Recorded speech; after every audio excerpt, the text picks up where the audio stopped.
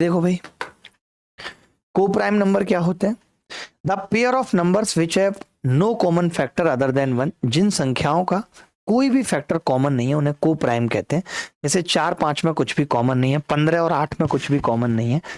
ये बात देखने वाली है कि ना तो 15 प्राइम है ना 8, बट इन दोनों का HCF 1 है। इनमें अगर कुछ कॉमन नहीं है तो को प्राइम है। ट्विन प्राइम नंबर कौन से होते हैं? ऐसी संख्याएं जिनमें 2 का अंतर हो और वो प्राइम हो, जैसे 5 7, 3 5, 41 43, 29 31। ऐसी 2 प्राइम संख्या जिनका अंतर 2 है, उनको हम क्या कहते हैं? कि वो ट्विन प्राइम है। Twin prime. ठीक है, आगे बढ़ते हैं। और आवाज वो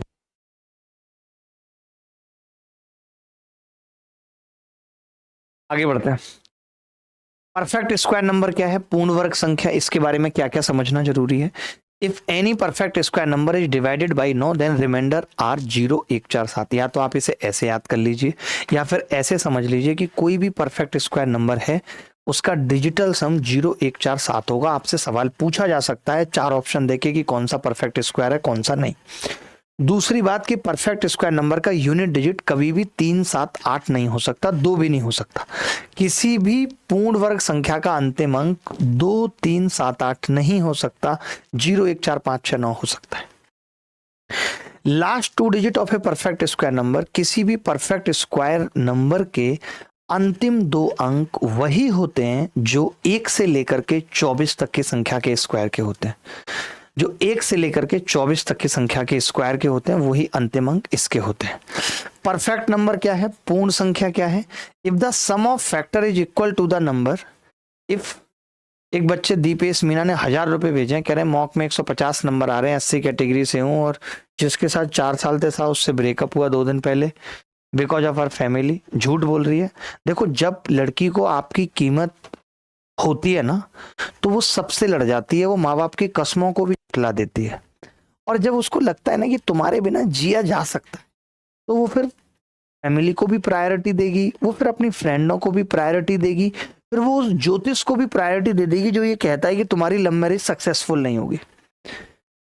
और वहीं उसको अगर लगता है ना इसके बिना नहीं जी सकती, इसकी याद आती है यार, इसका ये है, इसका ये अच्छा है, इसका वो अच्छा, जब दे दे रहे हैं हम, आप हमारे नंबर पे कॉल करिए या आप मुझे मेल करिए, मैं आपको डायरेक्टली कॉल करूंगा। चिंता मत करिए, आपको इस चीज से बाहर ले आएंगे। ठीक है, बिल्कुल भी चिंता मत करिए दीपेश। ठीक है, बट मैं एक बात यही कहूंगा कि कभी मत ये सोचो कि जो आपको छोड़ के जा रहा है या जो अब आपको फॉर ग्रांटेड ले रहा है वो तभी ले रहा है कि अब आपको ना उसको आपके साथ मजा नहीं आ रहा, बस अब वो बदल गया है, अब वो बोर हो गया आपके साथ।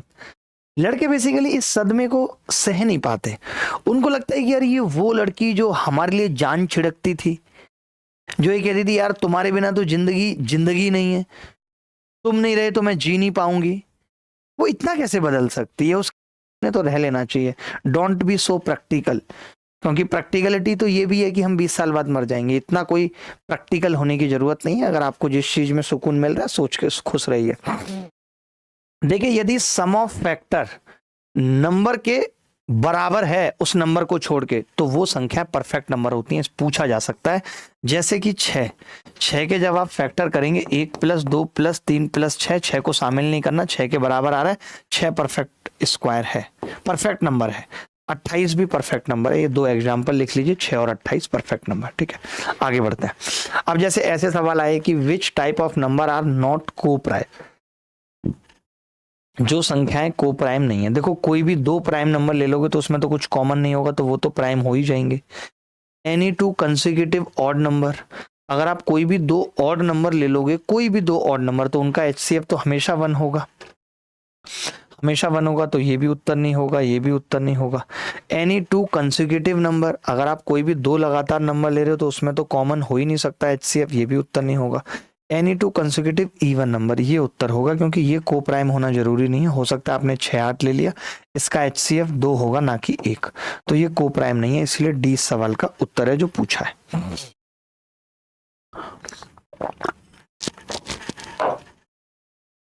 अब जैसे ये सवाल पूछ लिया SSC CGL मेंस में, पहले भी ऐसे सवाल आए हैं, तो इसमें मैं आपको एक हिंट दे देता हूं, बस हिंट दे के छोड़ रहा हूं कि अगर 3 प्राइम नंबर का सम इवन आ रहा है, आपको पता है प्राइम नंबर ऑड होते हैं, ये ऑड, ये ऑड, तो ऑड आना चाहिए, लेकिन अगर इवन आ रहा है इसका मतलब एक प्राइम नंबर इवन है, और इवन जो प्राइम नंबर होता है वो केवल एक ही होता है, 2, यानी x यहाँ पे 2 है।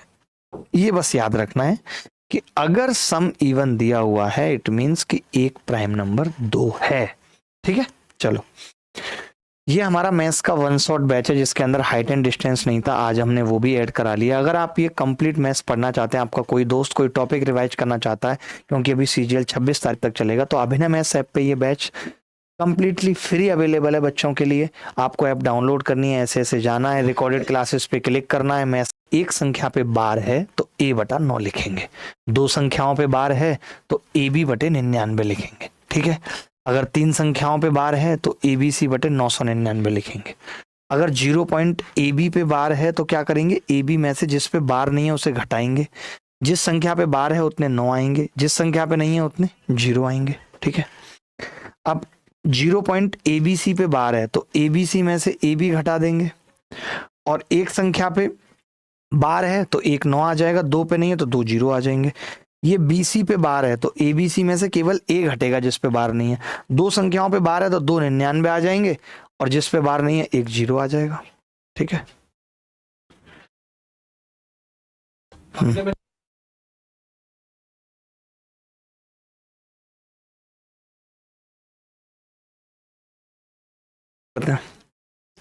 अब देखो इतना छोटा सा सवाल है तो इसको हम क्या लिख सकते हैं, 47/99, बात खत्म। आगे बढ़ते हैं।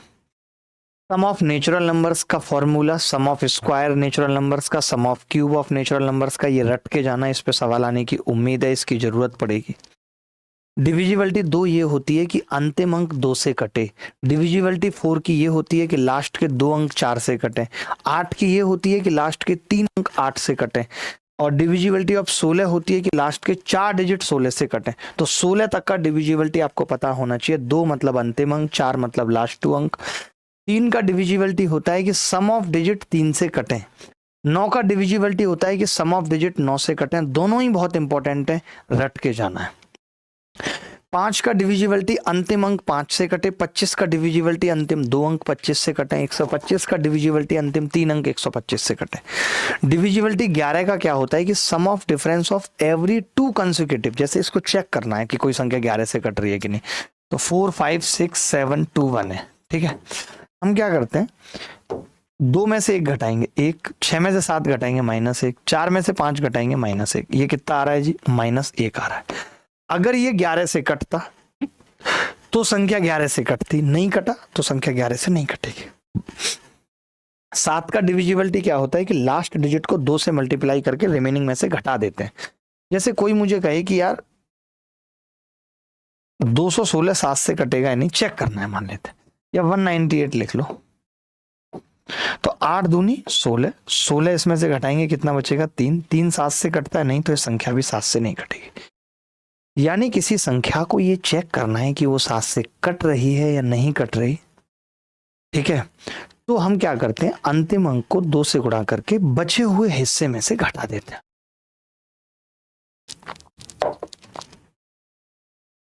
रश्मि शर्मा कह रही है सर मैंने बॉयफ्रेंड को छोड़ा था कि मेरे एग्जाम में अच्छे मार्क्स आएंगे, बट 110 आए, क्या करूं। देख रहे हो, अब लड़कियां भी ऐसे कमेंट करने लगी हैं, बड़ा खराब लगता है। 7 11 13 का कंबाइंड डिविजिबिलिटी पे अगर कोई मुश्किल सवाल आया तो जरूर आएगा। वो क्या है देख लीजिए, आपको लेफ्ट टू राइट 3 3 के पेयर बनाने हैं। ठीक है, sum of the difference of 2 consecutive pair लेना है बाएं से दाएं तक। अगर वो सम 7 11 13 में से किसी से भी कट गया तो संख्या 7 11 13 से कटेगी। अगर वो सम 77 से कटा तो संख्या 7 11 से कटेगी। अगर वो 91 से कटा तो संख्या 7 और 13 से कटेगी। मैं एग्जाम्पल दिखाता हूं आपको, जैसे एग्जाम्पल दिखाता हूं। मैंने कहा एक संख्या लिखी हुई है 2 3 4 3 4 5 3 4 7 ऐसे लिखा हुआ है, और लिख लो बड़ा सा कुछ, और 204 ऐसे लिखो। इतनी बड़ी संख्या हमने पेयर बनाए 3 3 के, 1 2, इसमें से इसको घटाया कितना बचेगा 2, इसमें से इसको घटाया पेयर में से कितना बचेगा 30, इन दोनों का सम लिया कितना है 32। अब 32 ना तो 7 से कटता है, ना 11 से कटता है, ना 13 से कटता है, तो संख्या भी किसी से नहीं कटेगी 7, 11, 13 में से। ठीक है, क्लियर है बात? आगे बढ़ते हैं। 7, 11, 13 का डिविजिबिलिटी रूल आपने देख लिया, यही था। ठीक है, अब ABC गुणा 1001। देखो किसी भी संख्या, 3 अंकों की संख्या को जब आप 1001 से गुणा करते हैं तब वो ABC बनती है, और 1001 7, 11, 13 का मल्टीप्लीकेशन होता है। वैसे भी आप देख सकते हो कि अगर ABC लिखा हुआ है और मैं 3 के पेयर बना के इनका डिफरेंस लूं तो वो 0 आ रहा है। अब 0 7 से कटता है? नहीं। 0 11 से कटता है? नहीं। 0 13 से कटता है? नहीं। 7, 11, 13 में से 0 किसी से सबसे कटता है, सॉरी, 0 7, 11, 13 में सबसे कटता है, तो संख्या 7, 11, 13 सबसे कटेगी, और जब सबसे कटेगी तो वो 7 गुणा 11 गुणा 13 से भी कटेगी, यानी 1001 से कटेगी। 1001 से कटेगी। बोलो ये बात क्लियर है कि नहीं? ठीक है, ऐसे ही लिख लो कि AB तब बनती है जब AB को 101 से गुणा करें, और AB तब बनती है जब AB को 10,101 से करें, और 10,101 का मतलब होता है, इसके फैक्टर होते हैं 3, 7, 13 और 37। ये इसके फैक्टर होते हैं। 3, 7, 13, 37 इसके फैक्टर होते हैं। ठीक है, क्लियर? आगे बढ़ते हैं। हाउ मेनी नंबर्स फ्रॉम 1 से 430 आर डिविजिबल बाई 7, 11? ऐसा कोई सवाल पूछा जाए तो कोई दिमाग नहीं लगाना। आपको पता है कि हर 7 संख्याओं में से एक संख्या 7 से कटेगी, हर 11 में से एक संख्या 11 से कटेगी। 11 सत्ते 77 से जब मैं इसको भाग करूंगा, 77 पंजे 385, लगभग 5 बार जाएगा, तो ऐसी 5 संख्याएं होंगी जो 7 और 11 से कटेंगी, अगर ऐसा कोई सवाल पूछा जाता है तो। ठीक है, ये सवाल आपने देखा CHSL 2024 में पूछा गया कि एक संख्या तब 11 से कटती है जब संख्या में सम और विषम स्थान के अंकों के योग का अंतर केवल 0 हो। भाई वो 0 भी हो सकता है और वो 11 का गुणज भी हो सकता है। जो मैंने भी बताया था ना आपको कि जो सम आ रहा था वो या तो 0 हो या 11 से कटने वाला हो। 0 भी तो 11 से कटता है ना, बात खत्म। ये सवाल 5 और 11 दोनों से विभाज्य है, जहाँ के एक अंक वाली प्राकृतिक संख्या है, तो C प्लस K बताइए क्या होगा। बड़ा ही अच्छा सवाल है, मैं एक करके बता देता हूँ क्योंकि ऐसा सवाल पेपर में आने की चांसेस है। देखिए 3C2933K, मैंने कहा इसमें से इसको घटाओ, तो आपने कहा K -3, 3 में से इसको घटाओ -6, 2 में से इसको घटाओ 2 -C, और 3 में से इसको घटाओ 3। ये आ गया। मैंने इन सबका सम किया तो ये कट गया, तो कितना आ रहा है जी, K -C और माइनस का 4।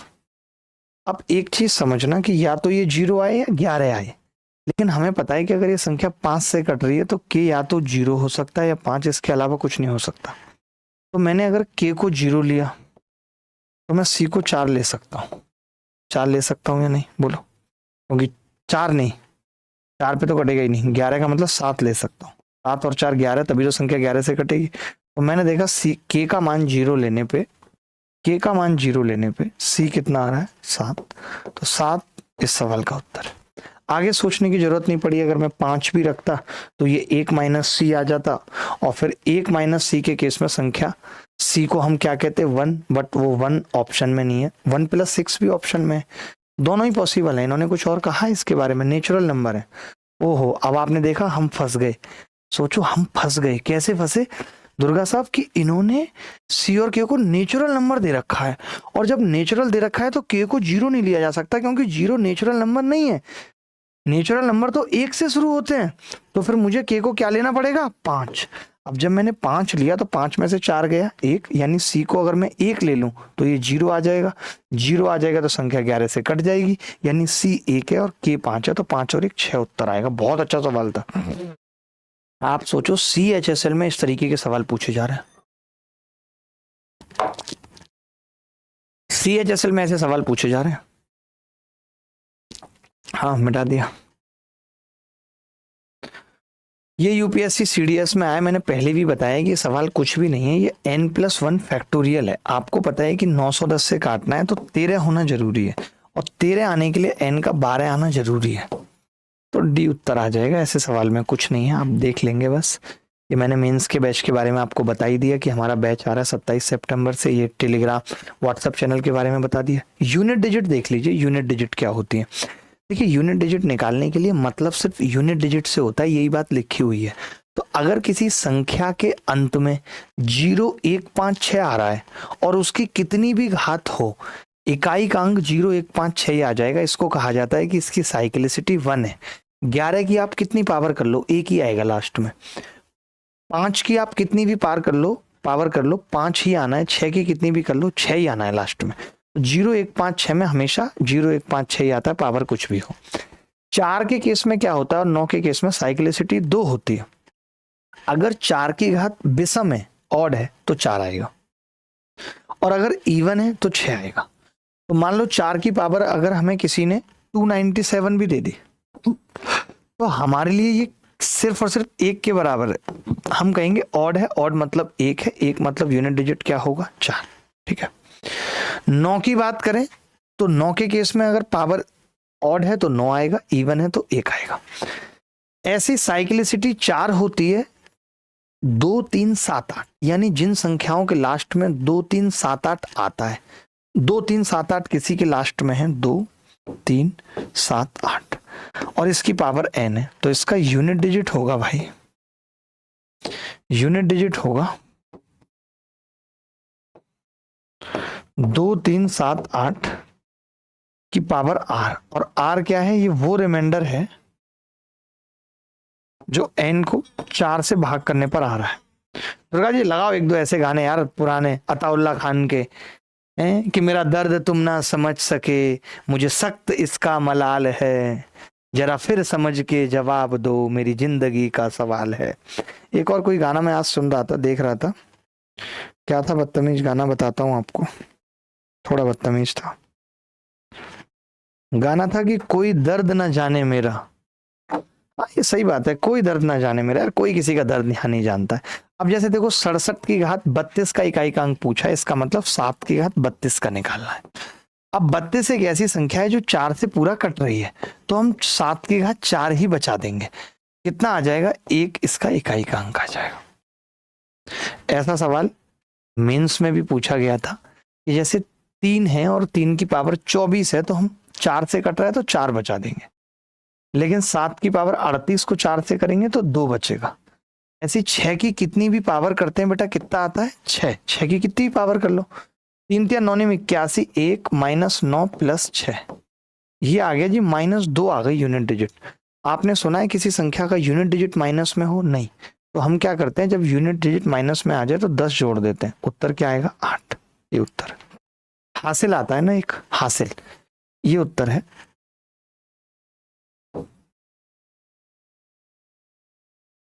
जल्दी जल्दी बढ़ते हैं, और भी बहुत सारी चीजें देखनी है। ये फाउंडेशन 6.0 बैच है, जो बच्चे अगले साल के प्री के लिए तैयारी करना चाहते हैं। कोई बच्चा अगर जीडी की तैयारी करना चाहता है तो कंप्लीट रिकॉर्डेड बैच है, ऑलमोस्ट फ्री बैच है, 600 घंटे की रिकॉर्डिंग है, बहुत शानदार तरीके से पढ़ाया है, आप 5 महीने में खत्म कर सकते हो आराम से। अगर कोई बच्चा एसएससी की तैयारी करना चाहता है किसी और एग्जाम की, और उसको सिर्फ रिकॉर्डेड कोर्स चाहिए, तो मेरा खुद भी 88 डेज मैथ्स स्पेशल कोर्स है, इंग्लिश का भी है और जीएस का भी। ये मेरी किताबें हैं जो आती हैं, फेमस किताबें, पता नहीं चलता, आप लोग पूछते हैं, इसीलिए मैं अब बीच बीच में आपको दिखा देता हूँ कि ये चीज़ें मेरी बच्चों को पता ही नहीं चल पाता। फैक्टर्स पे सवाल आने के बहुत चांसेस हैं। अभी आप डायरेक्ट याद कर लो कि किसी भी संख्या के जब फैक्टर निकालने होंगे तो हम उसको ऐसे प्राइम नंबर में ब्रेक कर देंगे, a की पावर p, b की पावर q, c की पावर r। अब इसके फैक्टर निकालने हैं तो p + 1, q + 1, r + 1 फैक्टर हो जाएंगे। अगर कोई कह दे कि इवन फैक्टर चाहिए, यानी 2 है, तो 2 के केस में हम क्या करते हैं, 2 की घात 0 को कंसिडरेशन नहीं दे सकते, इसीलिए केवल p आ जाता है, सिर्फ p, और q + 1 और r + 1। अच्छा, अगर हम नंबर ऑफ ऑड फैक्टर की बात करें तो ऑड फैक्टर में 2 की कोई पावर नहीं आती, इसीलिए 1 आ जाता है। ये डायरेक्ट फॉर्मूले आपको याद रखने, कंठस्थ रखने, रटने हैं, ठीक है।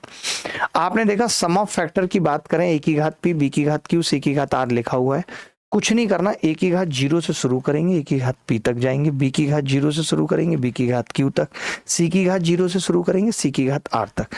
मैं ये इसलिए भी वन शॉट बैच के बारे में बताता हूँ क्योंकि ये सब चीजें मैं प्रूफ करके दिखाया बैच में कि ये बनते कैसे हैं फॉर्मूले।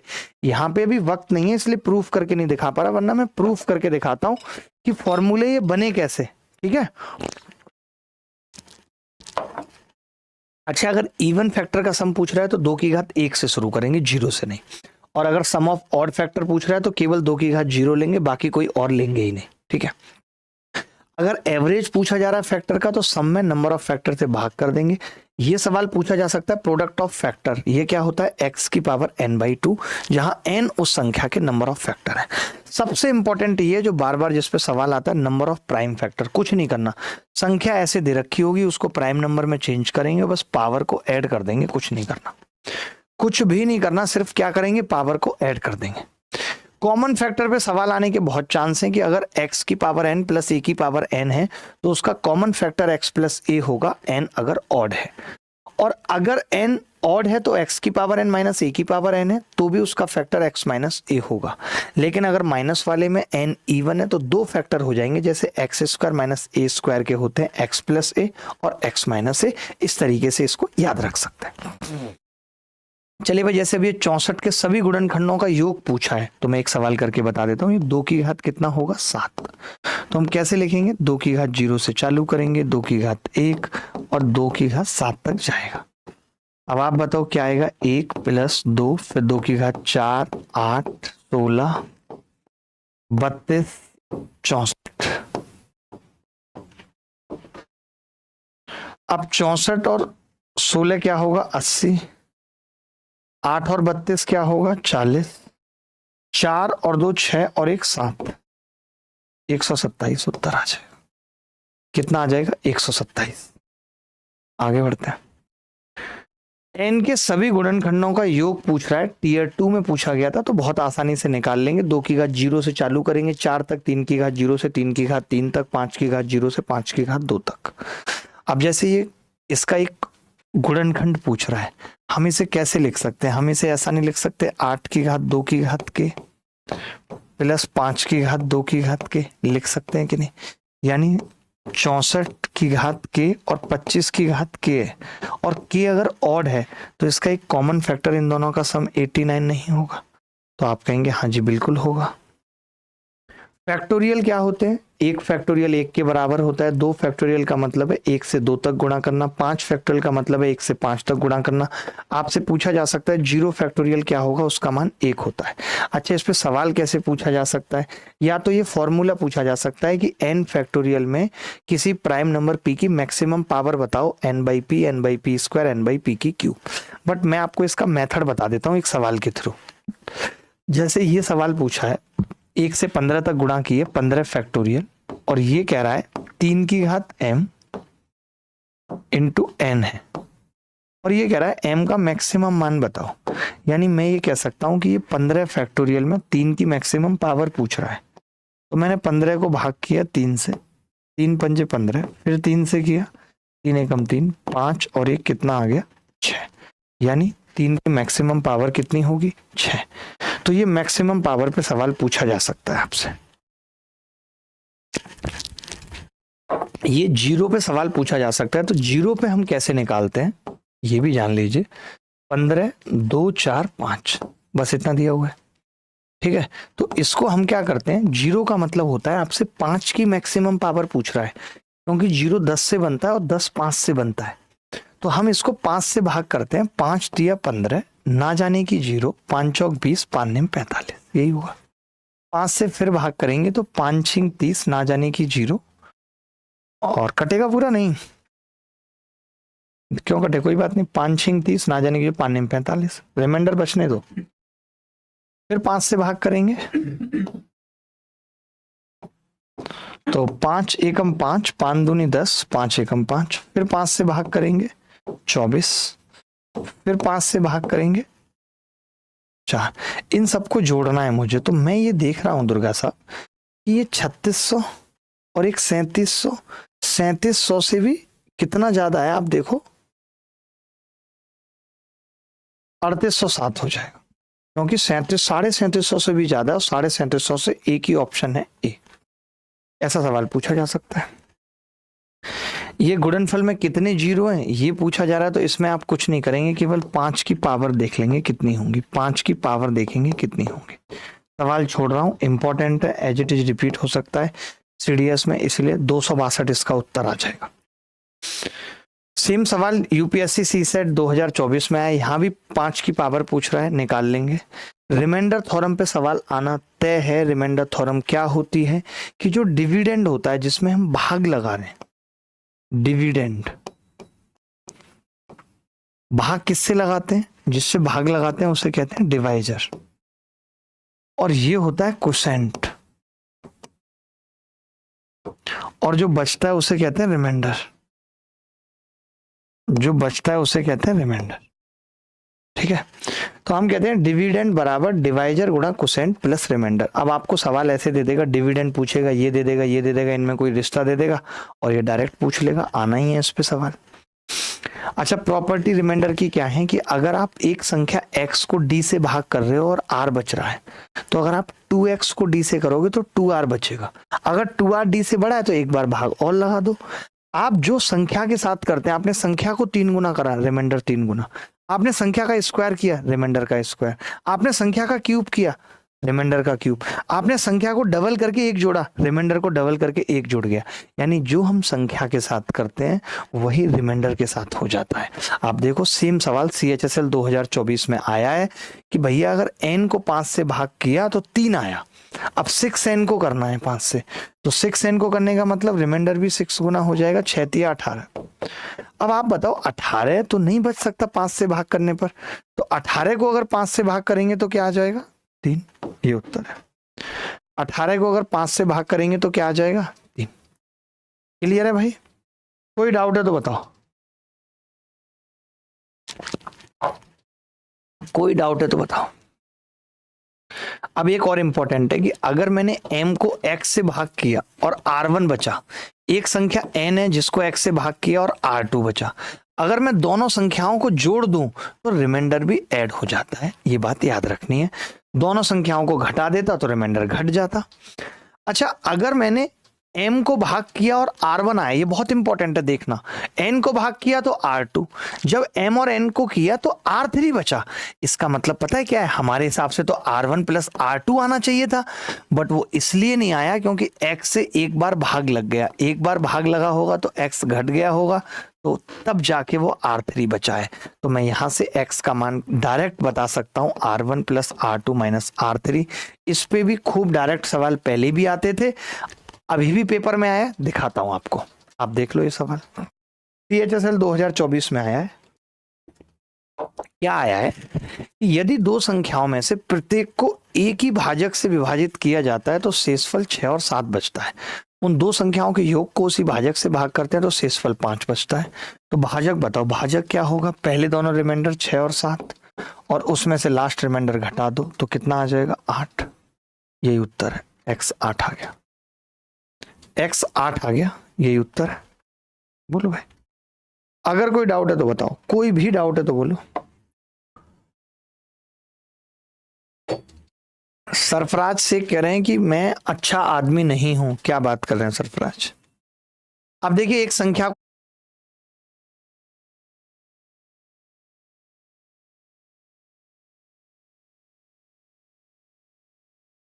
को एक भाजक से भाग दिया तो शेषफल 24 आया।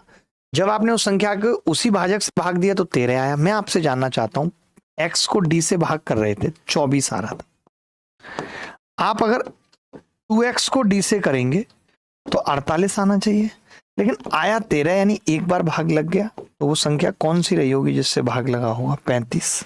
ये उत्तर है। यहां पे R1 और R2 दोनों सेम है बेटा।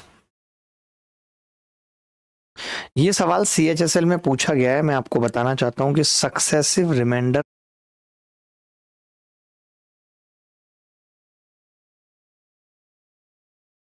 पढ़ के जाइएगा। होता क्या है एक बार मैं जल्दी से बता देता हूं, वक्त कम है बेटा, लेकिन जान लो जल्दी से, सक्सेसिव रिमाइंडर पे सवाल आएगा।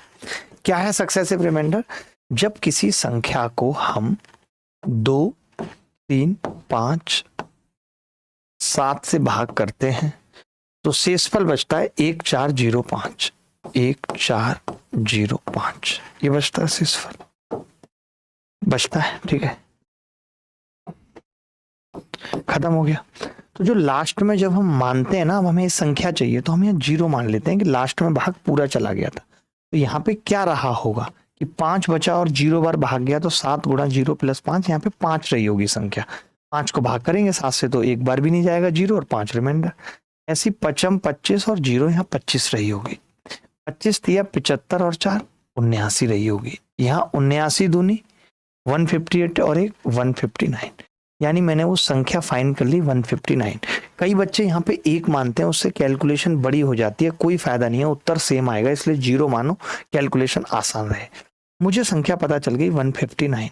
अब इसको सक्सेसिवली किससे डिवाइड करना है, देखो 7 5 3 और 2 से, 7 5 3 और 2 से। 7 से करेंगे 7 दूनी 14, 7 दूनी 14, 5 बचेगा। 5 से करेंगे 5 चौक 20, 2 बचेगा। 3 से करेंगे 1, 1 बचेगा। 2 से करेंगे 0, 1 बचेगा। इन सबका सम पूछ रहा है, 5 और 2 7 और 2 9। जितने भी रिमाइंडर है उनका सम कितना आ जाएगा, 9। ऐसा सवाल पेपर में पूछे जाने के चांसेस थे। मैं बहुत ज्यादा कुछ नहीं लेके आया, बट हाँ जो मुझे इंपॉर्टेंट लगा वो मैं सब कुछ लेके आया हूँ। इंपॉर्टेंट कुछ नहीं छोड़ेंगे। ये ऐसा है कि रूल से रिमाइंडर का, जब आप 4 संख्याओं को भाग करते हैं तो उनको जोड़ देंगे तो रिमाइंडर भी जुड़ जाएगा, 4 संख्याओं को गुणा करते हैं तो रिमाइंडर भी गुणा हो जाएगा। ये इंपॉर्टेंट है समझना। इसमें ज्यादा कुछ अगर आप नहीं भी समझना चाहते तो बस इतनी सी बात समझिए कि अगर x प्लस a की घात n को हम r से भाग करते हैं, x से भाग करते हैं, तो जो रिमाइंडर होगा वो a की पावर n होगा, चाहे वो माइनस है या प्लस है, इससे कोई मतलब नहीं है। जैसे मैंने x प्लस 1 की पावर n को x से करा तो रिमाइंडर आएगा 1 की पावर n 1, बट अगर x माइनस 1 है तो माइनस 1 की पावर n आएगा। अब ये माइनस आएगा प्लस, ये डिपेंड करेगा n पे। n अगर इवन है तो 1 आ जाएगा, n अगर ऑड है तो माइनस 1 आएगा, बट माइनस में रिमाइंडर आ नहीं सकता, तो जिससे भाग करते हैं उसे जोड़ देते हैं x। बात खत्म। ठीक है, आगे बढ़ते हैं। अब देखो ये सवाल पूछा गया है, 2 की घात 256 को 17 से भाग किया गया है, तो हम इसको क्या लिख देंगे, 2 की घात 4 यानी 16 लिख देंगे, और 16 की घात 4 छिंग 24, 4 चौक 16 बटे 17। तो आपने अभी देखा था कैसे, 17 माइनस 1 की पावर 64 बटे 17, तो रिमाइंडर कितना आ गया, माइनस 1 की घात 64, यानी कितना आएगा 1। यही उत्तर है, यही उत्तर है। कोई डाउट है तो बताओ, कोई भी डाउट है किसी भी तरीके का तो बोलो। एलसीएम एचसीएफ देख लो। एलसीएम एचसीएफ में सीधे कंसेप्ट बता रहा हूँ। एलसीएम क्या होता है, एलसीएम वो नंबर है जो exactly divisible by each of one of the given number. जितनी संख्याओं का एलसीएम पूछा है, यानी वो छोटी से छोटी संख्या जो उन सबको भाग लगा दे। एचसीएफ क्या होता है, 2 या 2 से ज्यादा संख्याओं का वो बड़े से बड़ा नंबर जो उन संख्याओं को एग्जैक्टली काट दे। डिवीजन मेथड एलसीएम एचसीएफ में पता होना चाहिए। जैसे कोई मुझे कहे, इस पे सवाल डायरेक्ट आ सकता है, 16 और 24 का एलसीएम निकालना है, तो डिवीजन मेथड क्या होता है जान लो। 16 से भाग करेंगे, एक बार जाएगा 16, बचे कितना 8। जो 8 बच गया वो डिवाइजर बन जाएगा और 16 डिविडेंड, फिर भाग करेंगे 8 दूनी 16। ऐसा हम तब तक करते रहते हैं जब तक कि रिमाइंडर 0 ना आ जाए। तो जो लास्ट डिवाइजर है जिससे लास्ट में भाग किया है वही क्या होता है, एचसीएफ। और ये जो 1 और 2 बच रहे थे इन्हें कहते हैं कोशेंट। तो डिवीजन मेथड आना चाहिए। ठीक है, आगे बढ़ते हैं। एलसीएम ऑफ न्यूमरेटर अगर फ्रैक्शन का पूछा जाता है, HCF of denominator, HCF of numerator, HCF of denominator, जिस पे सवाल पूछे जाने के चांसेस हैं वो सबसे इंपॉर्टेंट ये है कि प्रोडक्ट ऑफ 2 नंबर बराबर होता है उनका एचसीएफ, बराबर होता है उनका एलसीएम का मल्टीप्लीकेशन। इस पे सवाल पूछे जाने के चांसेस है। ये मैंने लिखा हुआ है कि u/v है, w/x है, जो पीछे भी बात बताई है ये इसी को लिखा हुआ है, आगे तो कुछ खास नहीं है। ये फॉर्मूला पढ़ लेना, क्या है, मैंने कुछ नई बात नहीं बताई है। ये पढ़ लेना, कुछ भी नई बात नहीं बताई है, बेसिक बात है, बट मैं इन सवालों को ऑप्शन से करना ज़्यादा कंफर्टेबल समझता हूँ। आपको दिखाऊंगा भी, बट मैंने फॉर्मूला लिख दिया है कि आपको लगे तो आप ये पढ़ के जा सकते हो, जरूरी है आपके लिए। ये रिमाइंडर विद एलसीएम, ये पढ़ के जा सकते हो, ये पढ़ के जा सकते हो। Method of finding HCF, factor method. देखो होता क्या है, मैं आपको बता देता हूँ। जैसे 2 की घात 4 है, 3 की घात 5 है, 7 की घात 2, 2 की घात 2, 3 की घात 1, 7 की घात 3। अब अगर कोई एलसीएम पूछे तो मैक्सिमम पावर आती है। जैसे 2 की मैक्सिमम कितनी है, 4, 3 की मैक्सिमम 5, 7 की मैक्सिमम 3। वहीं कोई एचसीएफ पूछे तो मिनिमम पावर आती है 2 की 2, 3 की 1, 7 की 2, ये HCF हो जाएगा, वो LCM है। ठीक है, आगे बढ़ते हैं। ये कंसेप्ट है कि भाई अगर संख्याओं का अनुपात दे रखा है XYZ और उनका HCF है H, तो संख्याएं पता है क्या हो जाएंगी, HX, HY, HZ। ये इंपॉर्टेंट है, इस पे सवाल पूछा जाता है। ठीक है, रिमाइंडर विद HCF, जैसे अभी LCM पे जितने सवाल बन सकते हैं उसका कंसेप्ट था, वैसे HCF पे जितने बन सकते हैं ये उसका कॉन्सेप्ट है। सीक्वेंस ऑन सीरीज आपको पता होनी चाहिए, अर्थमेटिक प्रोग्रेशन क्या है, उसमें नंबर मानने होते हैं। तो 2 बातें याद कर लीजिए,